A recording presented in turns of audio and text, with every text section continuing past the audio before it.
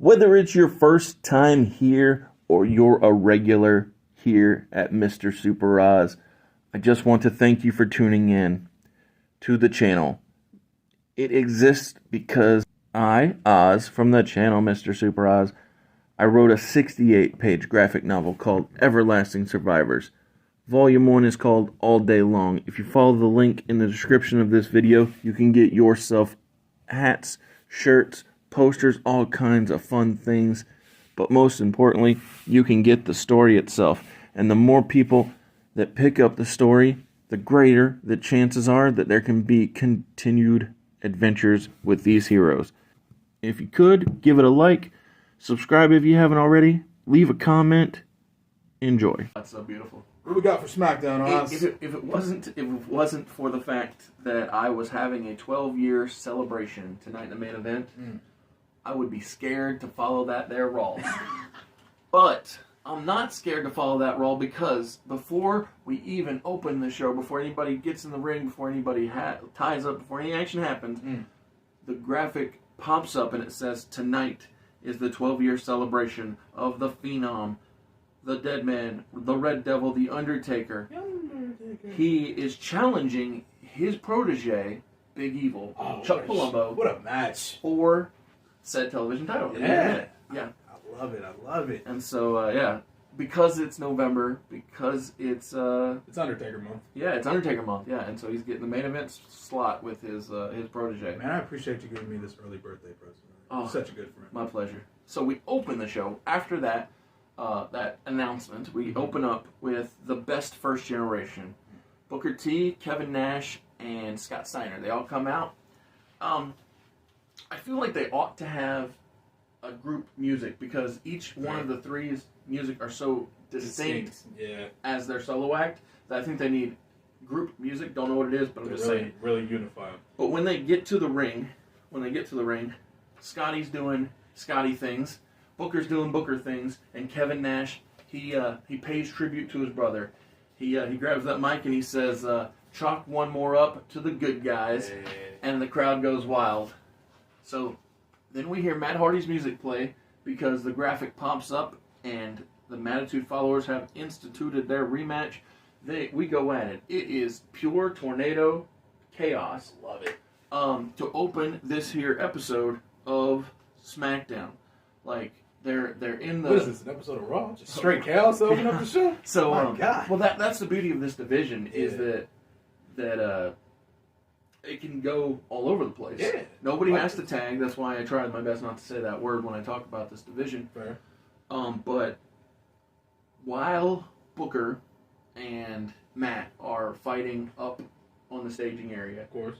and while Kevin is pounding down on Crash in the announce table booth area. Two 700-pounders going at it. Yeah, exactly. That's why the table couldn't stand. Couldn't hold it. Scott Steiner taps out Shannon Moore in the middle of the ring, retaining the tornado tag or the Tornado team. Yeah, the Team Extreme Tornado Championship, exactly. So, post match, it is announced that that Mark Henry, the first ever AEW television champion, will face either Chuck Palumbo or The Undertaker next week in the main event because it's we're breaking tradition. So normally I'll close with a TV title match and I'll open with a TV title match. Yes. We're pre-announcing that the winner of The Undertaker and Chuck Palumbo will face Mark Henry because he was the first ever television champion. He's coming back for the title he made famous next week. Love it. So, Bishop Storm, accompanied to the ring by Night Test, Rook Nowinski, Queen Terry, and King William, he defeats relatively easily, Spike Dudley.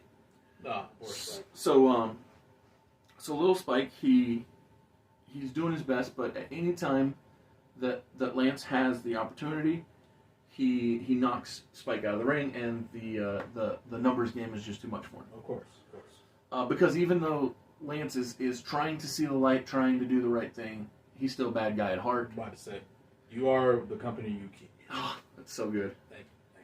So next up, we have the Iron Addicts of Magic Mark, Jacked Johnny, and Vascular Val, defeating local competitors.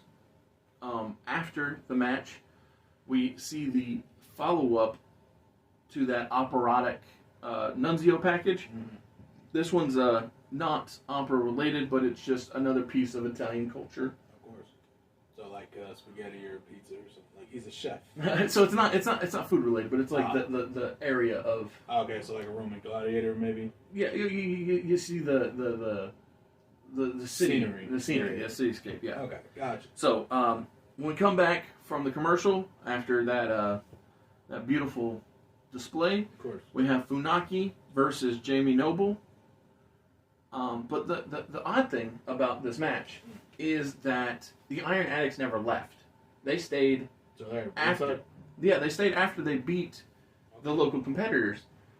They all have folding chairs that they sat Thought I got comfortable. got comfortable. But Ate their not popcorn but protein powder. so the thing is that if you look at Jamie Noble, he has a couple of things going for him. One, he's not in bad shape. No, not at But all. two, he is on the winning path. Mhm. And so after Jamie Noble defeats Funaki, the Iron Addicts, they just seem impressed. They don't actually make a move this time, but the seeds have been planted for About to say, you got a couple recruiting headlines. effort, Yeah. if you will. And so I forgot that I did this. Oh, that's all good. So Stephanie McMahon, she's up on the stage.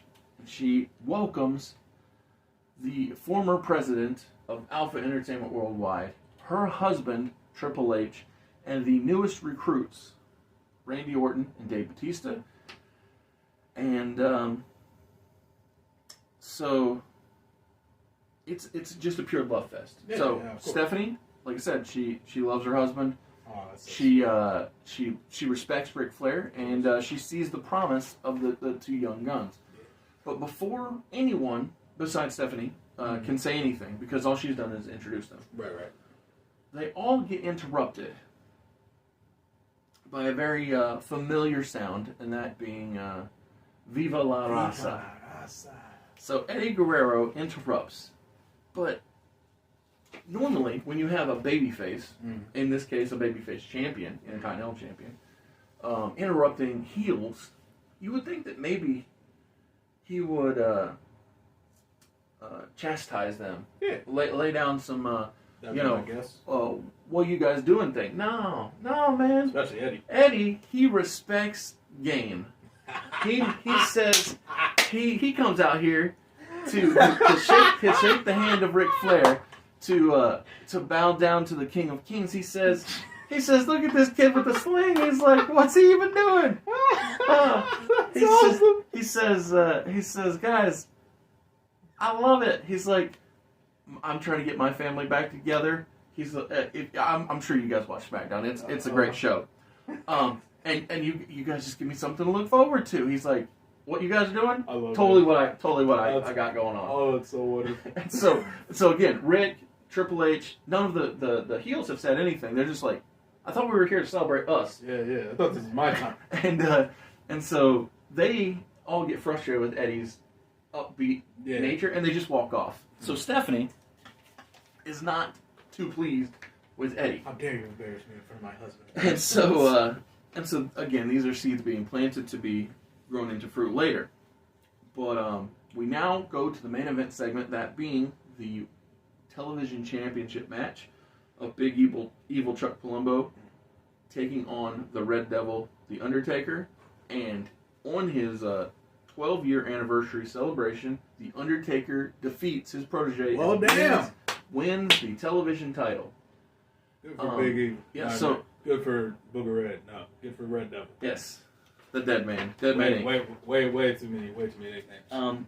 But yeah, so I did that to, again, like, Chuck has looked good. Chuck has done good work, but The Undertaker's The I'm Undertaker. about to say, yeah. Yeah, so it's... Undertaker's just something different, man. Absolutely. There's a reason he had all this longevity and retired, 2 years ago? And there's always a question mark when it comes to The Undertaker and retirement. Yeah.